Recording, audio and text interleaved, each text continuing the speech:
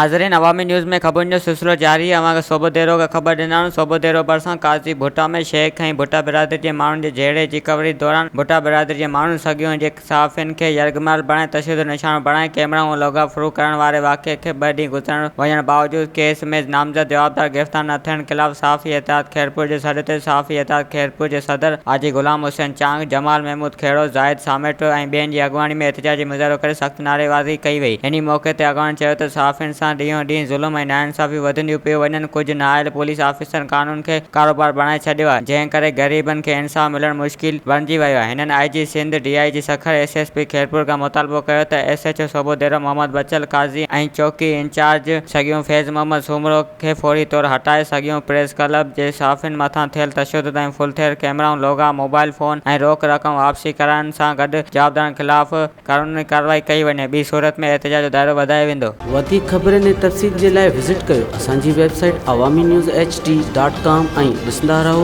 Awami news HD।